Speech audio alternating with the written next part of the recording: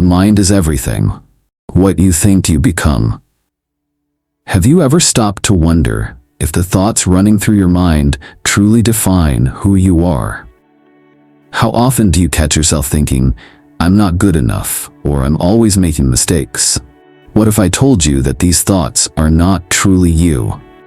This is where Buddhist philosophy steps in, offering a profound insight. Buddhism teaches us that our thoughts, while they seem powerful, do not define our true selves. They are fleeting and temporary, much like clouds passing through a vast sky. In today's world, we are often trapped by our minds, allowing these passing thoughts to shape our reality.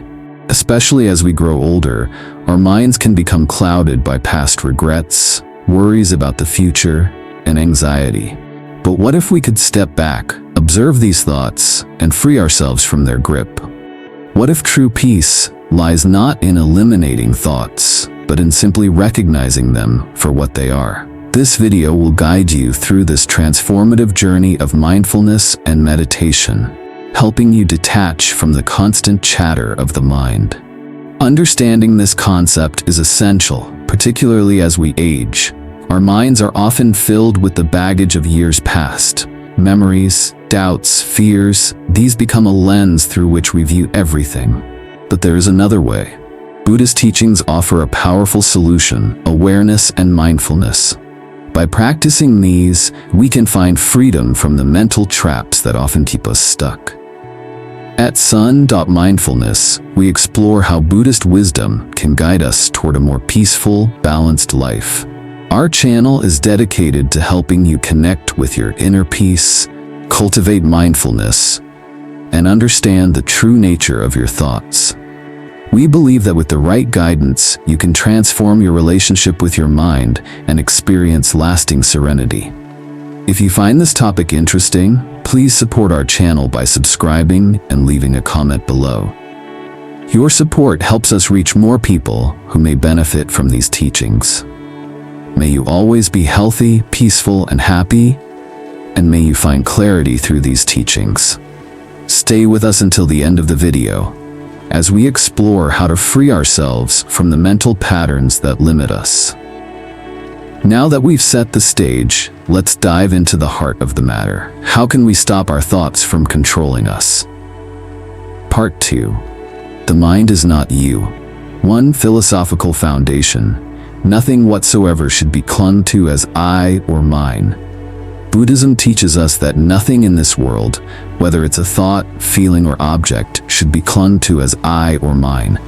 But how often do we do just that? We hold on to every thought, belief, and emotion as though they are part of us, as though they define who we are. What would happen if we realize that our thoughts are not permanent, that they are fleeting moments, passing like the clouds in the sky? This fundamental teaching is what the Buddha pointed to when he spoke of non-attachment. Our thoughts, no matter how powerful they may seem, are not who we truly are. They come and go. They rise like waves on the ocean, but they do not become the ocean itself. If we stop clinging to these thoughts, we begin to realize that we are more than just the sum of our fleeting ideas. 2. Scientific backing. The mind as a flowing process. Modern science aligns with this ancient wisdom. Neuroscience tells us that the brain is not a static entity, but a dynamic, ever-changing process. There is no central self making decisions in the brain. Instead, there is constant electrical activity, firing neurons and fleeting thoughts. Imagine the ocean. Its waves are always moving, one wave replacing the next. But no single wave defines the entire ocean. Similarly, the thoughts we experience are constantly changing. Each thought is like a wave, a momentary ripple in the mind. The idea that we are our thoughts is a misconception. Just as the ocean is not defined by a single wave, our identity is not defined by a single thought. The mind is a process, not a fixed self, making decisions. If we begin to see this, we can begin to let go of the suffering caused by identifying with each passing thought. 3. Personal story. A false belief about a colleague. Let me share a story. A young man named Ramesh worked in a busy office. One day, he noticed that his colleague Priya, didn't acknowledge him when they passed each other in the hallway. Immediately, Ramesh's mind began spinning. He must not like me, he thought. I must have done something wrong. Ramesh spent the entire day replaying the moment in his mind, feeling more and more uncomfortable. When he finally saw Priya later, he decided to confront her. To his surprise, Priya explained, I didn't see you. I was thinking about an important task I had to finish. Ramesh felt a wave of relief, but also embarrassment. He had allowed his thoughts, his assumption about what Priya was thinking, to control his emotions and actions. In reality, his thoughts were not grounded in truth. He had misinterpreted the situation, thinking his colleague's actions meant something negative, when in fact, they didn't. Number 4. Key message. Thoughts are passing phenomena, not our identity. The story of Ramesh illustrates an important truth. Our thoughts are not always accurate reflections of reality. They can mislead us, making us believe things about ourselves or others that are not true.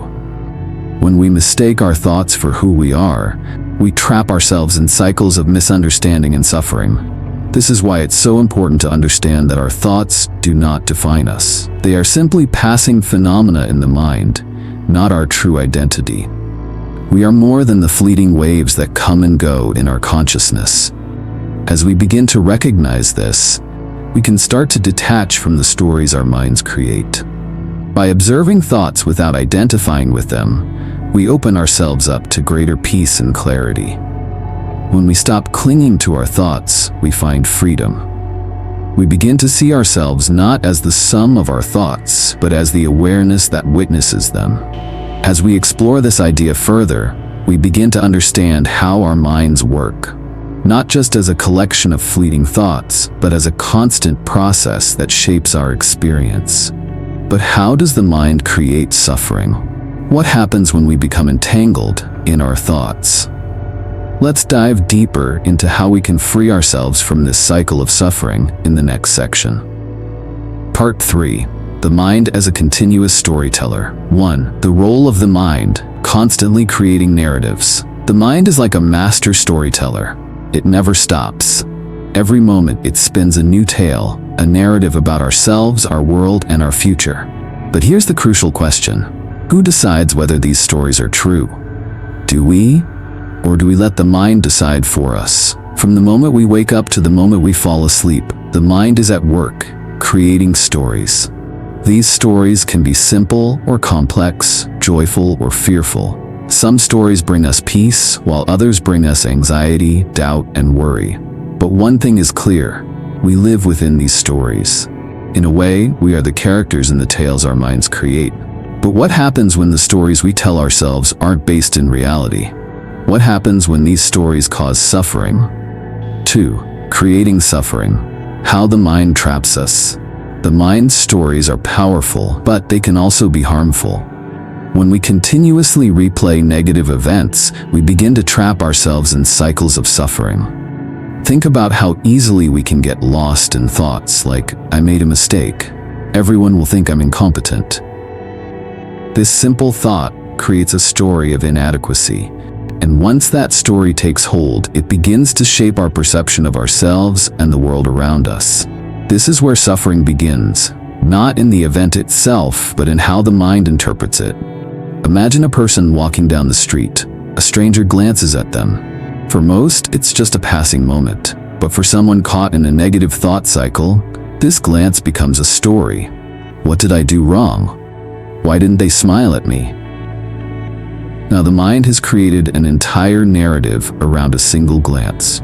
This happens every day, all around us. We can obsess over minor details, such as a message left unread, or a phone call that wasn't returned. Our minds take these small things and turn them into mountains of worry, fear, and self-doubt. But here's the reality. These stories are often based on assumptions and not on facts. 3. Example of overthinking. A story of obsession. Let me share a story to illustrate this. Sarah, a middle-aged woman, was at work one morning preparing for a big meeting. She noticed that her colleague Mark had sent her a brief email about the presentation. However, in the email, there was no greeting, no sign of acknowledgement, and no pleasantries. Immediately, Sarah's mind started to weave a story. Mark must be upset with me. He hasn't spoken to me for days. Maybe I said something wrong last week. She kept replaying their previous conversation, searching for clues that would explain his coldness. But the more she thought about it, the more anxious she became. This thought took over her day. The meeting came and went, but she couldn't focus on the task at hand. Instead, she kept wondering why Mark hadn't been more friendly. It wasn't until later that she learned that Mark had been overwhelmed with his own tasks and simply didn't have time to write a proper email. His lack of pleasantries had nothing to do with her. But Sarah's mind had taken a small, neutral event and transformed it into a source of emotional turmoil. This is the power of overthinking. A single thought, a tiny story, can dictate our emotions, our actions, and our day. It traps us in unnecessary suffering. 4. Choice and thought, shaping our experience. But here's the good news. We have a choice. We can choose which stories to believe. Sarah's story could have taken a different turn if she had paused and asked herself, is this thought based on fact or assumption? Our minds create countless stories every day, but we don't have to accept every one of them. We can choose to question them, to let go of the ones that don't serve us, and to embrace the ones that bring us peace. For example, instead of letting the mind spiral into worries about being disliked, we could choose to think, I don't know what's going on in Mark's life, but I'll continue to be kind and do my best. A simple shift in perception can change how we experience the world. We may not have control over every thought that arises, but we do have control over how we respond. By becoming aware of the stories we tell ourselves, we can change the narrative. And when we change the story, we change our experience of life. As we begin to understand the stories the mind creates, we can see how these stories lead to suffering. But how exactly does the mind create this suffering? What happens when we become too attached to these stories? Let's explore this deeper in the next section, where we uncover how thoughts trap us in cycles of pain. Part 4. The suffering caused by thoughts. 1. The Buddha's metaphor of the 2 arrows. The first and second arrow. In Buddhist teachings, the Buddha often used metaphors to illustrate profound truths. One of the most powerful metaphors he offered was the image of the 2 arrows. The first arrow represents the inevitable pain we all experience in life. Loss, disappointment, and hardship. It's unavoidable. Life is full of challenges and suffering. No one can escape this reality. The second arrow, however, is different. It represents the suffering we create ourselves. It is the mental anguish we add on top of the original pain. When we react to the first arrow by replaying the event in our minds, judging ourselves or others, we are shooting ourselves with the second arrow. Think about this for a moment. When we lose something important, be it a loved one, a job, or an opportunity, the pain we feel is natural. But how often do we add to that pain by overthinking, blaming ourselves, or becoming resentful? This is the second arrow, and it causes much of our suffering. It is not the pain itself that overwhelms us, but the way we respond to it. 2. Thoughts as a trap. Self-inflicted suffering. Our thoughts are often the source of the greatest suffering in our lives. When something painful happens, our minds tend to fixate on it. We replay the event over and over, each time adding new layers of judgment and self-criticism. But here's a question to consider. How many of our sufferings come from the events themselves, and how many come from the way we interpret those events? Let's say you made a mistake at work, and your boss gave you constructive feedback. The first arrow is the discomfort of realizing you made an error. It stings, but it is part of the learning process. But then your mind starts creating stories. Maybe I'm not good enough. I'll never get promoted. Everyone thinks I'm incompetent. This is the second arrow. The Buddha taught that much of our suffering arises not from external events, but from the mind's interpretation of those events. We tend to dwell on past mistakes, project fears about the future, and let our thoughts trap us in cycles of regret and anxiety. We are our own worst critics, but what if we could free ourselves from this trap? 3. Modern example: social media and the second arrow. In today's world, social media provides a perfect example of the second arrow in action. Imagine this scenario. You post a picture on Instagram, eager to share a moment of joy or achievement, but the likes come in slowly. You see that only a few people have commented.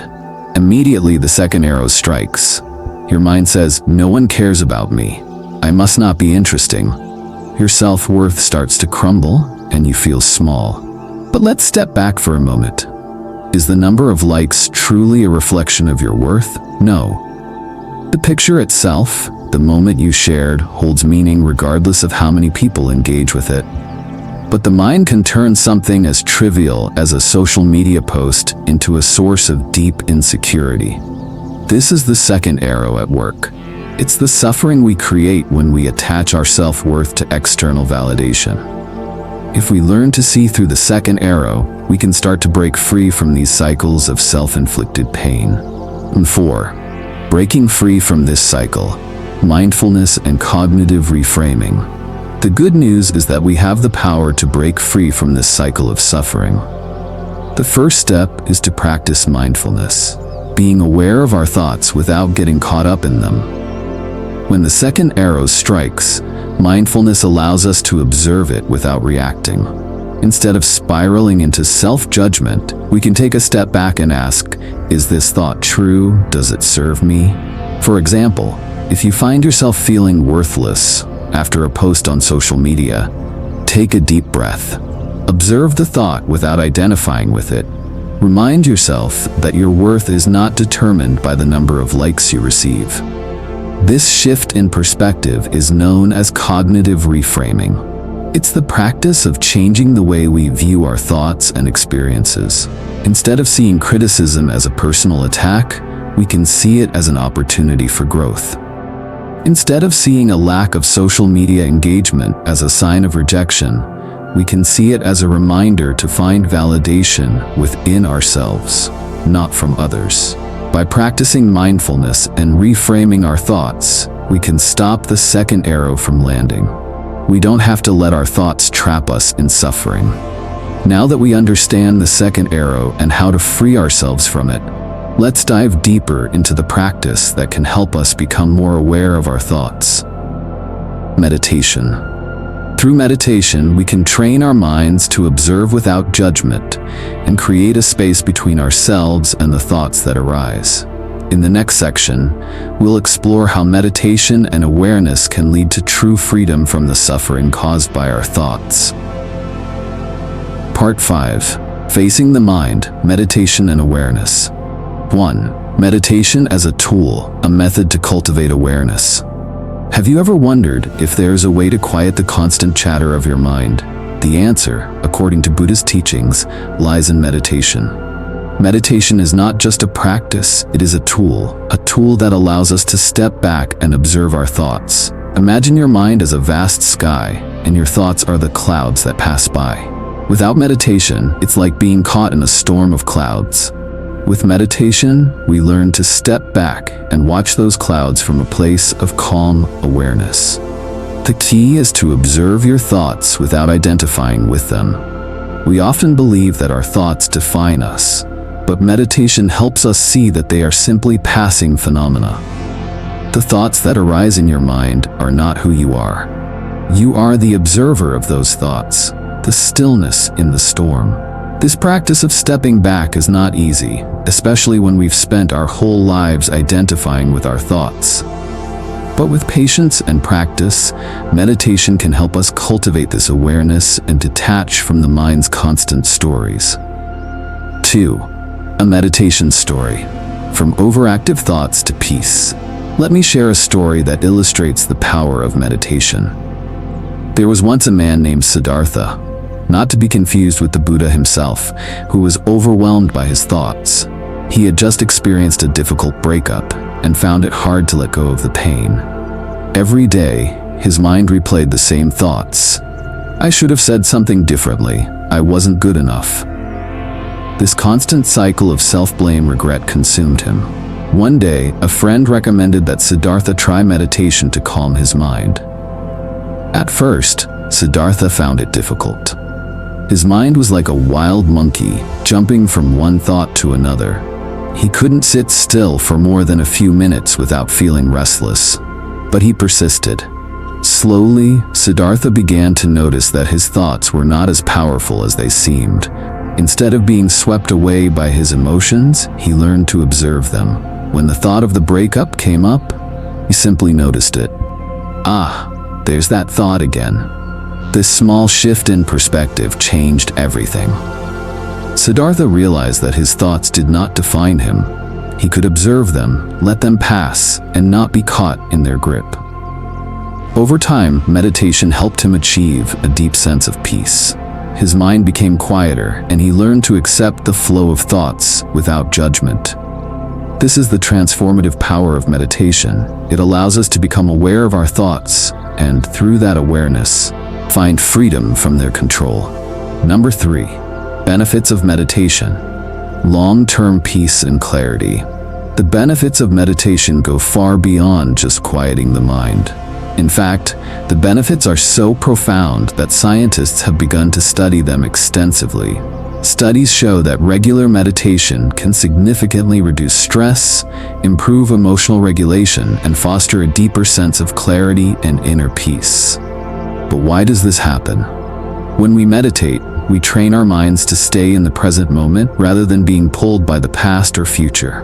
This simple shift allows us to experience life as it is, without the distortions created by overthinking or worry. Think of a clear lake. When the water is still, you can see everything beneath the surface. But when the water is stirred, the clarity is lost. Our minds are like that lake. When we meditate, we calm the waters, allowing us to see our thoughts and emotions clearly, without the distortion of fear or judgment. With this clarity, we can make better decisions, respond more mindfully to challenges, and experience a deeper sense of joy and contentment. 4. Simple meditation techniques. Getting started. Now you may be wondering, how can I start meditating? The good news is that meditation doesn't have to be complicated. In fact, the simplest techniques can have the most profound effects. One of the easiest ways to start is by focusing on your breath. Find a quiet space, sit comfortably, and close your eyes. Take a deep breath in, and as you exhale, feel your body relax. Focus on the sensation of the breath entering and leaving your body. If your mind starts to wander, that's okay. Simply notice the thought and gently bring your focus back to your breath. Another technique is the body scan. This involves bringing awareness to each part of your body, starting from your toes and moving up to your head. As you focus on each body part, notice any tension or discomfort and allow it to release. The body scan helps you stay present in the moment and brings awareness to any areas of physical or emotional tension. Both of these techniques are simple, but incredibly effective in cultivating mindfulness. The key is to start small, just a few minutes each day, and gradually build your practice. As we've seen, meditation is a powerful tool for cultivating awareness and peace. But it's not just about observing thoughts, it's also about recognizing what lies beyond them. What if, through meditation, we could recognize something deeper within ourselves? Something that connects us to our true nature? Let's explore how we can recognize the Buddha within ourselves in the next section. Part 6. How to recognize the Buddha within yourself. 1. Buddha nature, the potential for awakening.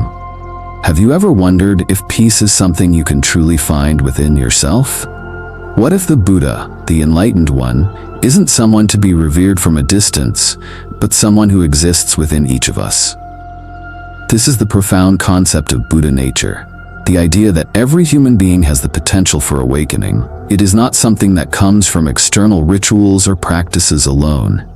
Buddha nature is an intrinsic quality, a seed of wisdom and enlightenment that lies dormant in all of us. This nature is not something foreign or far removed. It is something we can recognize, cultivate, and nurture through inner realization. But here's the question. How do we uncover this Buddha nature within ourselves? The answer lies in mindfulness, self-awareness, and understanding. It's about going beyond the surface, beyond the external distractions of life, and looking within. As we cultivate mindfulness, we can begin to see that the potential for peace, wisdom, and compassion is already within us. The journey to enlightenment doesn't involve finding something outside ourselves. It is about recognizing what has always been there. 2. Buddha is not in statues or scriptures. Many of us associate the Buddha with statues, temples, and ancient scriptures. While these symbols hold great meaning and can serve as tools for inspiration, the Buddha himself is not confined to these forms. The Buddha is not a distant figure we must idolize from afar. Rather, the Buddha resides in each moment of mindfulness. The Buddha exists in our awareness. In every moment we are present, in every moment we observe our thoughts without attachment. The Buddha is there. In the teachings of the Buddha, we are reminded that true understanding comes from within, not from the external worship of idols or the mere recitation of sacred texts. While rituals can help guide us, they are not the essence of enlightenment. The essence lies in our ability to cultivate awareness and presence in our daily lives. Every act of mindfulness is a step closer to recognizing the Buddha within. 3. Story of realization. From searching externally to finding peace within. Let me share the story of a man named Akira, who spent many years searching for peace outside himself. Akira traveled the world, seeking wisdom from various teachers and traditions. He practiced different forms of meditation, attended numerous retreats, and read countless scriptures. Yet despite all his efforts, he still felt unsettled. One day, after returning from a meditation retreat, Akira sat quietly by the river near his home. He had been practicing mindfulness for years, but it wasn't until that moment by the river that he truly understood. As he watched the water flow, he realized something profound. Peace wasn't something to be found externally. It wasn't about visiting temples or following rituals. It was about being fully present in the moment, accepting things as they are, and letting go of attachment to thoughts and outcomes. He had been searching for peace outside of himself, not realizing that it had always been inside him. In that moment, Akira recognized that the key to peace was not external. It was his ability to master his own mind. By practicing mindfulness and staying present, he discovered that peace and clarity were not elusive. They were always there, within him, waiting to be recognized. Before reflection, looking within for peace and clarity. Akira's story is a powerful reminder that peace and clarity do not come from the outside. They come from mastering our own minds and recognizing the Buddha nature within us. So I ask you, what would happen if you stopped searching for peace in the world around you? What if you took a moment each day to simply sit in silence, observe your thoughts, and let go of attachment? The Buddha's teachings invite us to look within, to cultivate a deep sense of awareness and understanding. When we do this, we begin to see that peace is not something to be found. It is something to be realized. It is already within us. In every breath, in every mindful moment, we connect with the Buddha within. As we cultivate this awareness, we begin to live with greater clarity, compassion, and wisdom. The key to peace lies in mastering our minds, and in doing so, we unlock the Buddha nature that resides in all of us. Having explored how to recognize the Buddha within ourselves, we now look toward the next step in our journey. What does it mean to live a life of peace and clarity? How do we bring these teachings into our daily lives? Let's explore the final lessons that will help us embody the wisdom of the Buddha. Conclusion and final lesson. As we reach the end of our exploration, let's recap the core lessons. Our thoughts are not who we are. They come and go, like clouds drifting across the sky. Too often we identify with them, believing they define us. But the Buddha's teachings remind us that thoughts are fleeting, not permanent. Mindfulness and meditation offer us the tools to observe our thoughts without reacting to them. When we practice mindfulness, we create a space between ourselves and our thoughts. This space allows us to respond with awareness, rather than being swept away by every passing thought. True peace comes from within. It is not found in external events or possessions, but in the mastery of our own minds. As we cultivate awareness, we can let go of attachment to thoughts and experience life with clarity and calm. I encourage you, dear reader, to continue practicing mindfulness and meditation. It is not about eliminating thoughts. They will always come. The goal is to live with clear awareness of them. In doing so, you will find freedom from the constant pull of the mind. This practice is not a quick fix, but a lifelong journey. But with each step, you will find greater peace, balance, and joy in your life.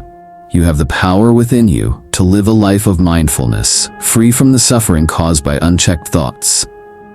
Take the first step today. Spend just a few minutes observing your thoughts without judgment. See them for what they truly are, passing events in the mind, not your identity. I invite you to share your thoughts and experiences in the comments below. Please subscribe to Son.Mindfulness and continue following our journey toward inner peace. Thank you for being part of this experience. May you always be healthy, peaceful, and happy. May you find success, inner clarity, and the joy that comes with mastering your mind. Stay mindful, stay present, and remember, the Buddha is within you. Thank you.